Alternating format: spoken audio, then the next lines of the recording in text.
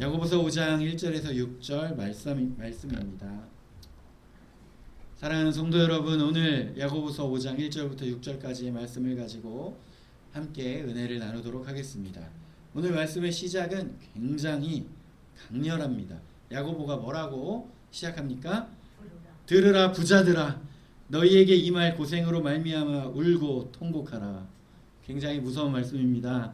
이 말씀을 들으면서 아이고 부자들아, 아유 큰일 났다, 나 부자인데, 이런 분들 계십니까? 네. 그렇다면 이 부자들에게 들으라 부자들아, 너희들이 울고 통곡하리라 이렇게 이야기했을 때에 일반적으로 돈이 많은 사람을 이렇게 울고 통곡한다라고 이야기하면 얼마나 이게 무서운 말씀이겠습니까?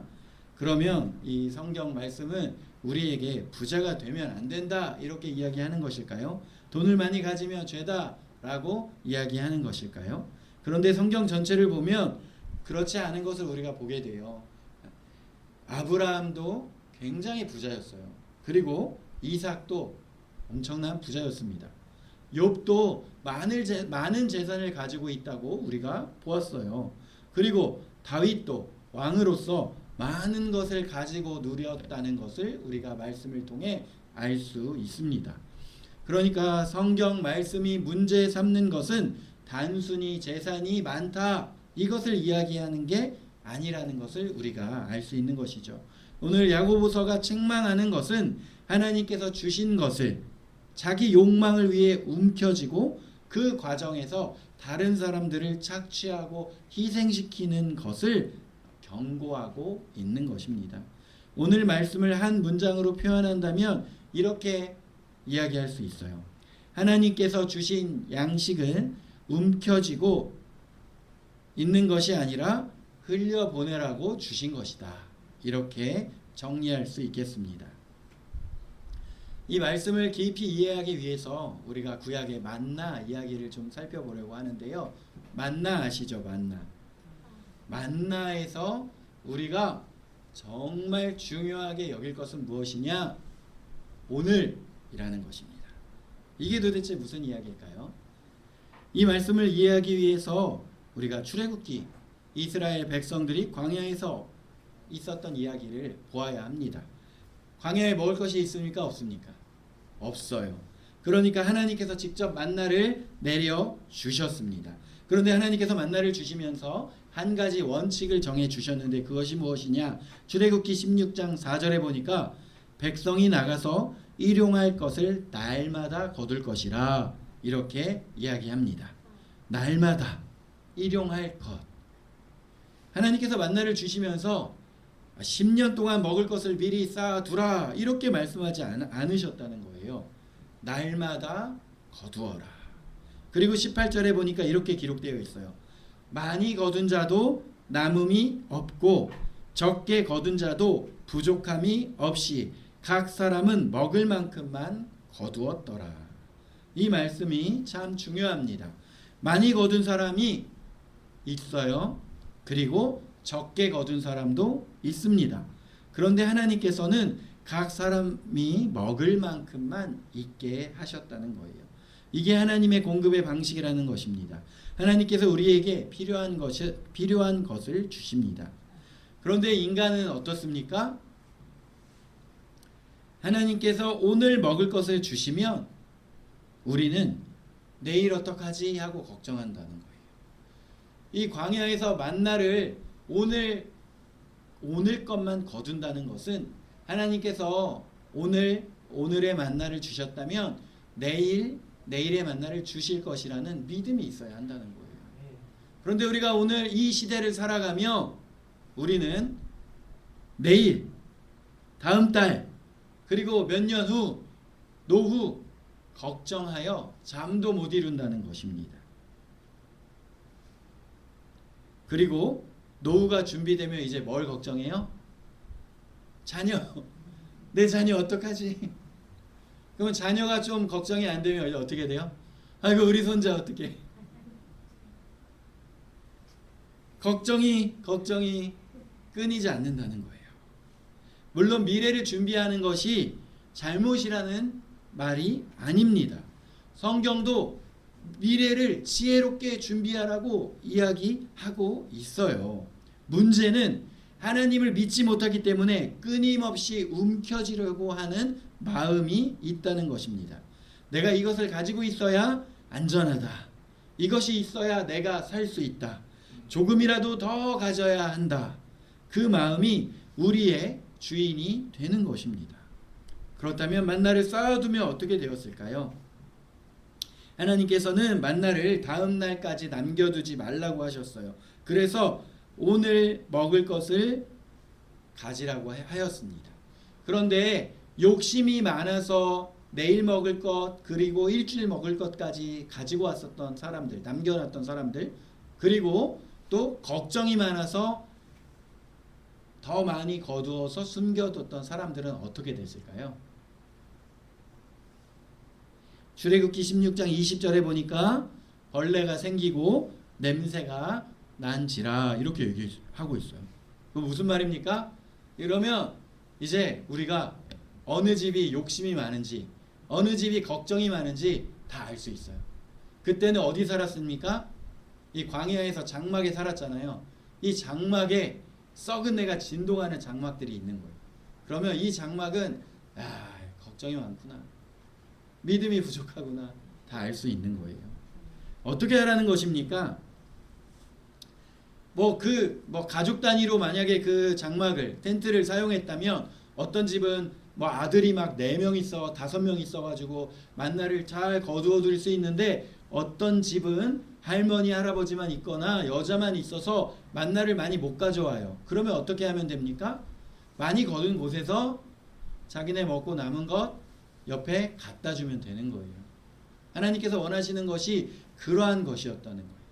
그런데 이쪽에서는 우리 많이 갖고 있어야 돼 하면 어떻게 됩니까? 썩어버리는 거예요. 그래서 예전에는 어떻게 했습니까? 고기를 잡으면 3일, 4일 만에 다 먹어버려야 했으니까 먹고 못 먹을 것 같은 것들을 다 이 옆집에 그리고 마을에 나눴어요. 그리고 또 우리 집에 고기가 있으면 그 고기 갖다 주고 쌀을 받아오기도 하고 달걀을 받아오기도 하고 서로 나누곤 했었다는 것입니다.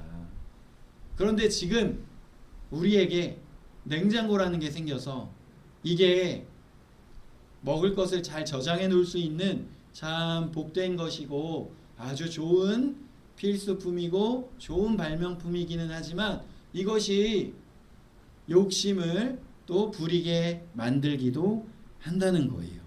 얼마 전에 우리 성도님들은 TV 잘 안 보시니까 모를 수도 있는데 얼마 전에 좀 화제가 됐었던 연예인이 있었어요. 이 연예인이 자신의 집은 지금 증조 할아버지부터 할아버지, 아버지 그리고 자기 언니까지 해가지고 4대째 의사 집안이고 자기네 집이 돈이 얼마나 많고 이것을 막 자랑을 하다가 또 뭘 자랑했냐면 자기 부모님 집에 냉장고가 4개가 있다고 막 자랑을 한 거예요.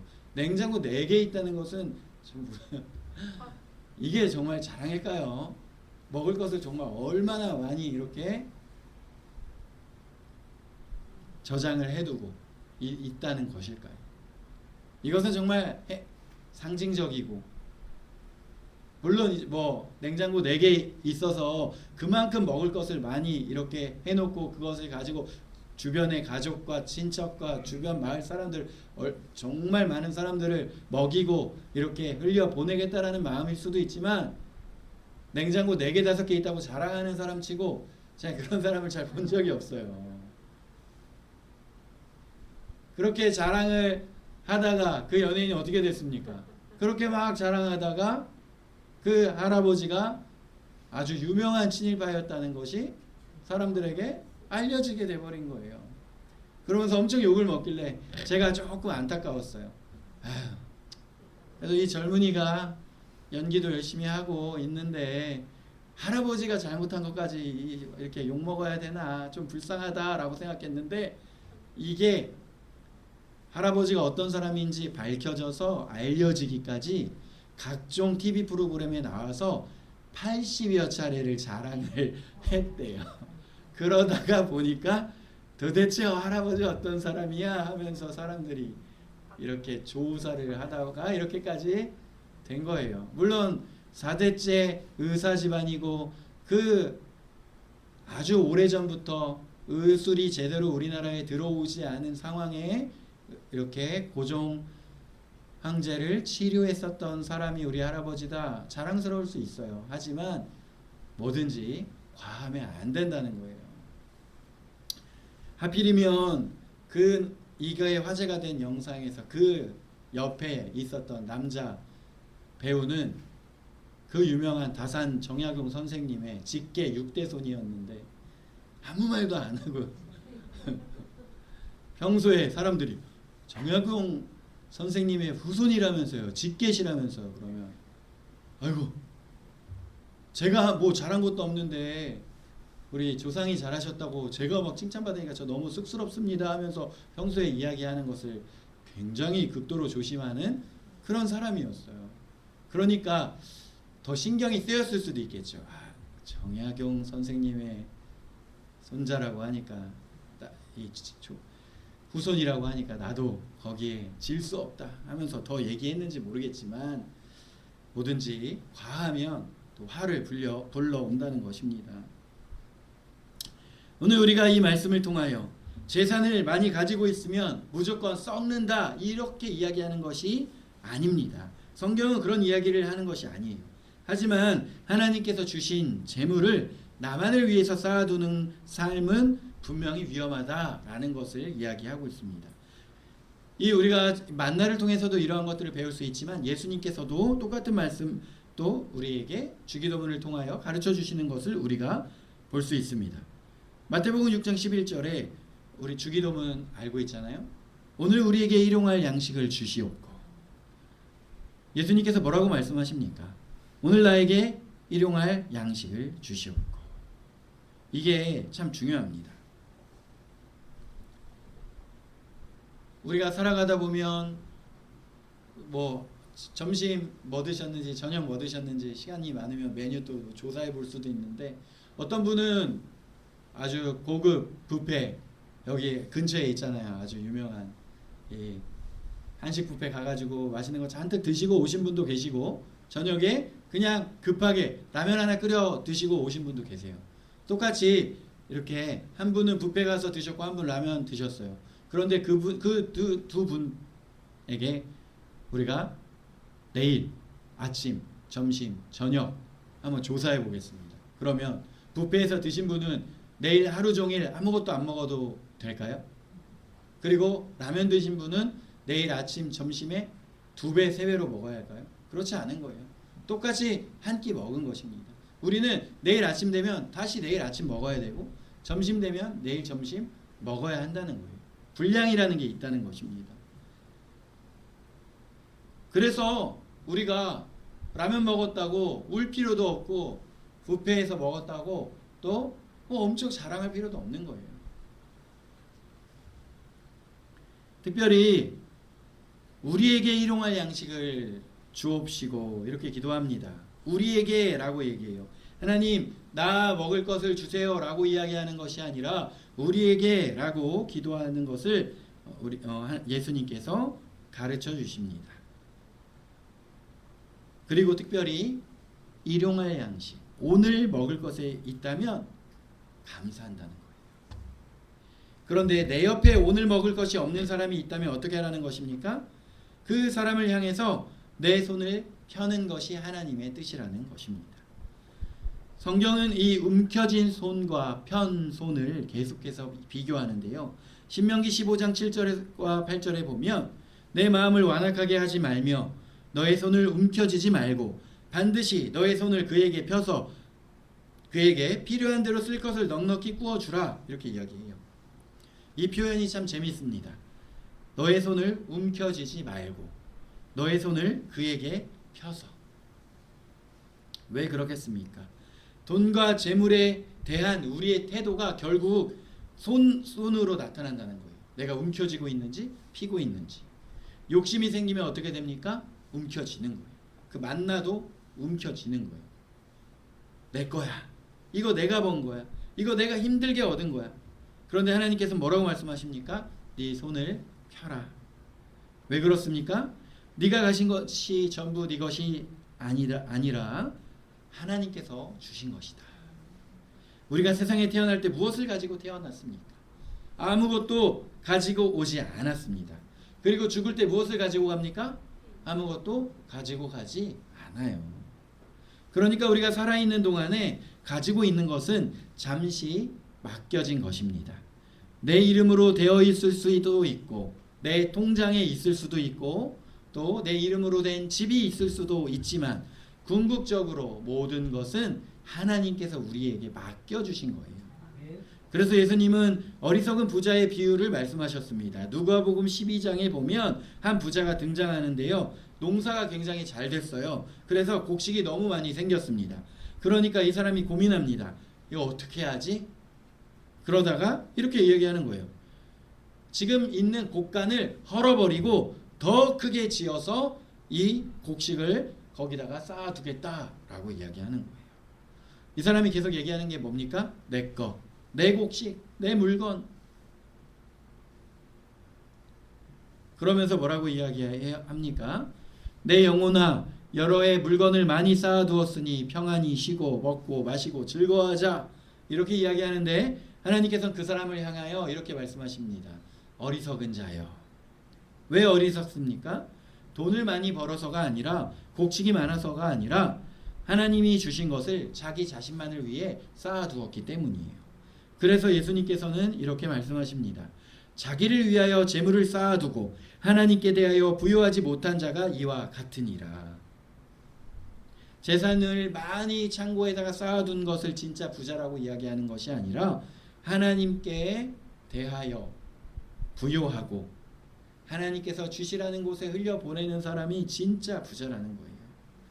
그러면 오늘 우리가 읽었었던 야고보서 5장에 야고보가 이제 경고한 부자는 어떤 잘못을 했을까요? 5장 2절에 너희 재물은 썩었고 너희 옷은 좀 먹었으며 3절에 너희 금과 은은 녹이 슬었으니 이렇게 이야기합니다. 근데 4절에 보면 이유가 나와요. 보라 너희 밭에서 추수한 품꾼에게 주지 아니한 삭시 소리 지르며 이렇게 이야기합니다. 이게 무엇입니까? 이 부자가 어떻게 돈을 벌었는지를 이야기해 주는 거예요. 자기가 일한 것도 아닌데 이 사람이 다른 사람들에게 품삯을 주고 일을 시켜놓고 품삯을 제대로 주지 않았다는 거예요. 무슨 말입니까? 노동력을 착취했다는 거예요. 그리고 그렇게 번 돈을 자기 창고에 쌓아두었다는 거예요. 그러니까 야고보가 말하는 죄라는 것은 단순히 부자가 되었다라고 이야기하는 것을 죄라고 이야기하는 것이 아니라 어떻게 재물을 얻었으며 그 재물을 어떻게 사용했느냐 이것을 이야기하는 것입니다. 그래서 4절에 보니까 뭐라고 나오냐면 그 삭시 소리 지르며 라고 이야기해요. 굉장히 놀라운 표현이죠. 그 돈이 소리 지른다는 거예요. 정확하게 말하면 돈을 받지 못한 노동자들이 억울하다라고 소리치는 것을 누가 아신다는 거예요? 하나님께서 아신다는 거예요. 사람은 못 들었을 수 있습니다. 사장은 모른 척 할 수 있어요. 이 사회가 관심 가지지 않을 수 있습니다. 하지만 그 억울한 소리를 하나님께서 들으신다는 거예요. 그러면서 하나님께서는 약한 사람의 편에 서신다는 거예요. 뭐라고 얘기하십니까? 고아와 과부를 돌보라고 말씀하십니다. 가난한 자를 외면하지 말라고 하십니다. 나그네를 돌보라고 하십니다. 품꾼의 품삯을 미루지 말라고 하십니다. 왜 그렇습니까? 하나님께서는 사람을 돈보다 귀하게 여기시기 때문이에요. 제가 이제 신학대학원을 다닐 때 기독교 윤리학이라는 시간이 있었는데 그 시간에 매주 다양한 그 기독교인들의 그 아주 이슈들에 대해서 이제 돌아가면서 다 조사해서 발표를 하는 거예요. 그리고 그것에 대해서 막 질문하고 이렇게 토론하는 시간이 있었습니다. 그때 여러 가지 동성애, 자살, 그리고 낙태, 이런 어떤 이슈들에 대해서 다 조사를 해서 발표를 하는데 제가 맡은 게 가난한 자에 대한 거였어요.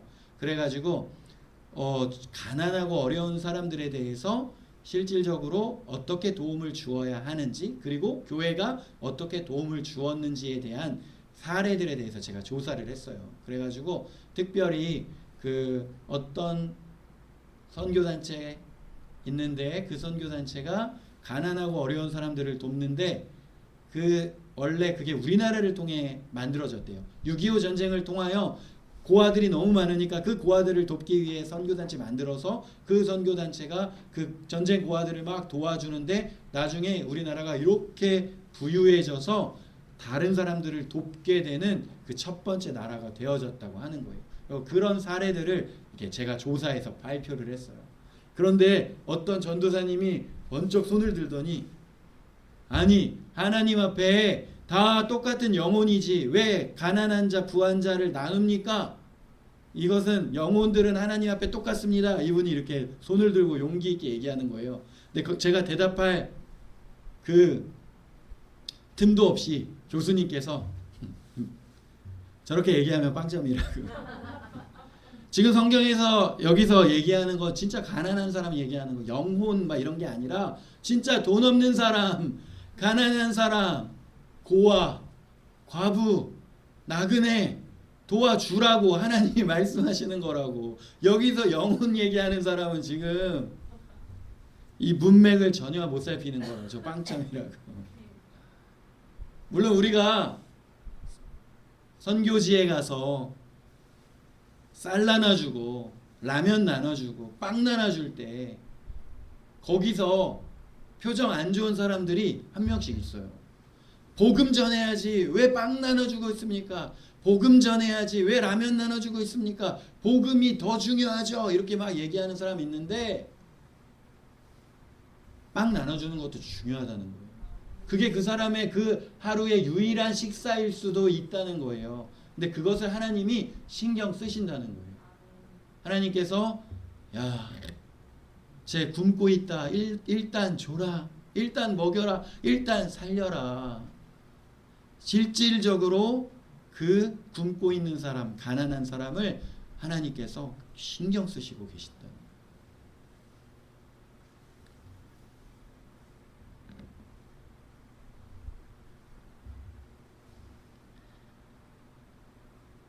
마태복음 6장 19절에서 27절에 보면 예수님께서 이렇게 말씀하십니다. 너희를 위하여 보물을 땅에 쌓아두지 말라.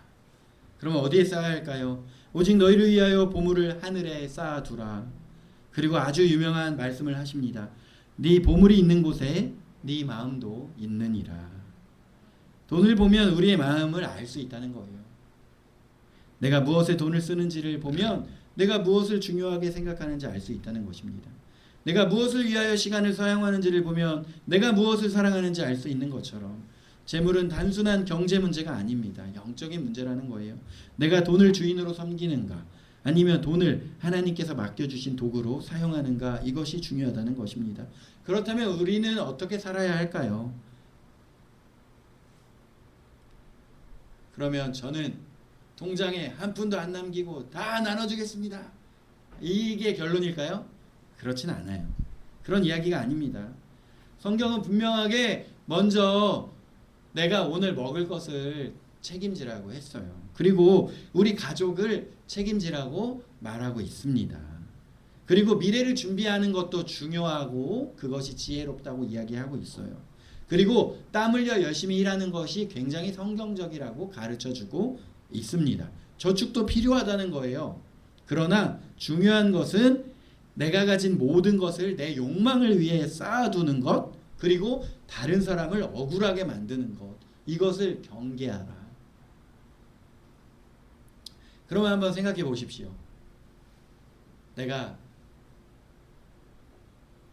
처음에 우리가 말씀을 시작할 때 이제 부자들에게 경고하는 것으로 시작했을 때 아이 나하고는 별 상관없네 라고 이야기하지만 한번 생각해 보십시오.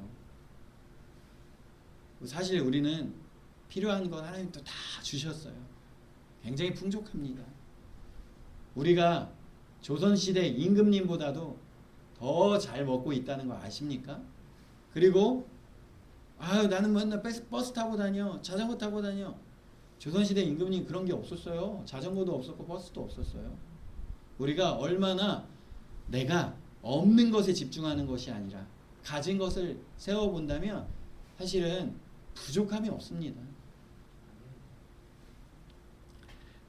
내가 남보다 더 가져야 한다, 남보다 더 쌓아야 한다 하면서 남이 들어가고 비교가 들어가면 그때부터 내가 부족해지는 것이지, 하나님을 바라보고 내게 주신 것에 만족한다면 우리는 사실 부족한 게 없는 사람들입니다.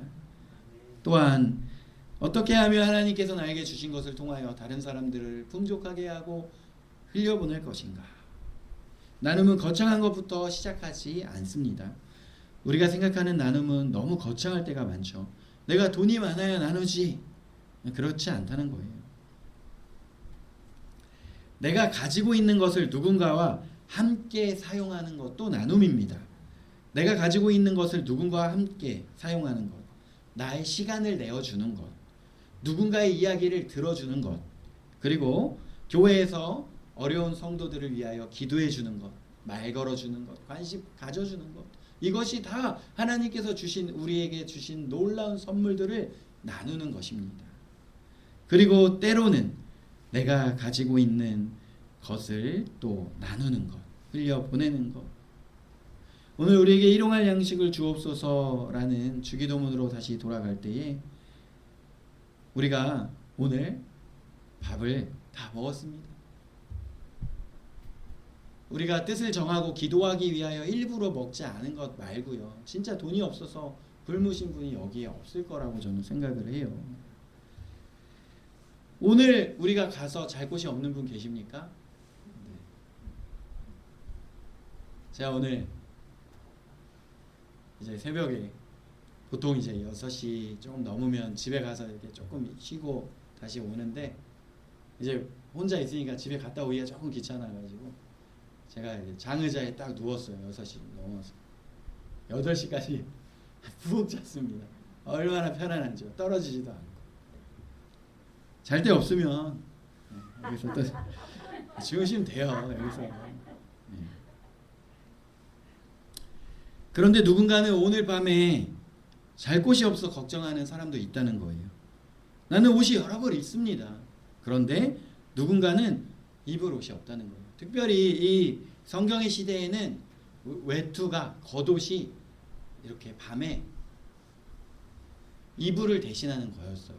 그래가지고 뭐 돈을 빌려주고 그 다음에 담보로 그 겉옷을 뺏은 다음에 주지 않으면 그것 때문에 그 사람이 얼어서 죽을 수도 있다는 거예요. 그래서 그 겉옷을 뺏지 말라고 이야기하는 거예요. 나는 버릴 음식도 있어요. 누군가는 그 먹을 것을 찾고 있을 때 음식물 쓰레기를 우리가 많이 버리기도 합니다. 그렇다면 우리는 어떻게 해야겠습니까? 하나님께서 내게 주신 양식을 나 혼자 움켜쥐고 있지는 않은지 돌아보고, 오늘도 우리는 부족하다고 하나님 주십시오, 나에게 주십시오 라고 기도할 때에 우리가 이것을 조금 바꿔서 하나님 우리에게 주십시오. 그러면서 하나님이 나에게 뭔가 안 주셨으면 내가 우리에게 달라고 기도했으니까 나 아닌 누군가에게 또 주셨겠구나 라고 그 기도의 응답을 우리가 확장시켜야 한다는 것입니다. 우리가 만나가 썩은 이유를 반드시 기억하길 원합니다. 광야의 만나를 기억하고 하나님께서 주신 것을 기억하고 욕심낼 때, 쌓아둘 때 벌레 생기고 또 썩어버린다는 것을 우리가 기억해야겠습니다. 지금 우리가 냉장고 뭐 2대 3대 가지고 그곳에 음식 저장한다고 당장 썩은 내 나는 것은 아니지만, 영적으로 그 만나를 하나님께서 주신 것을 흘려보내지 않을 때에 영적으로 썩은 내가 진동할 수 있다는 거예요. 그것을 우리가 기억하여 하나님께서는 네가 얼마나 많이 모았냐 라는 것을 기억하는 것이 아니라 네가 얼마나 많은 사람에게 그것을 사용했느냐 라는 것을 중요하게 여기실 것입니다. 사랑하는 성도 여러분, 손을 펴십시오. 움켜진 손과 편손 중에 편손을 가지길 바랍니다. 그래서 그렇게 편손을 가지고 많은 하나님께서 주셨습니다. 하나님께서 맡기셨습니다. 필요한 사람이 있다면 나누겠습니다. 하나님께서 그렇게 할 때에 다시 채워 주실 것입니다. 라고 고백하며 나아가는 사람들. 신명기 말씀에 너의 손을 움켜쥐지 말고 반드시 너의 손을 그에게 펴서 라고 말씀하십니다. 그럴 때에 하나님께서 우리를 그 은혜의 통로로 사용하실 줄 믿으시길 바랍니다. 그럴 때에 우리가 돈을 우상으로 삼지 않고 자유하여 오직 하나님을 의지하며 제가 가진 것이 제 것이 아니라 하나님께서 맡겨주신 것임을 기억하게 해주십시오 라고 기도하며 나아가는 우리 모든 성도들이 되기를 원합니다.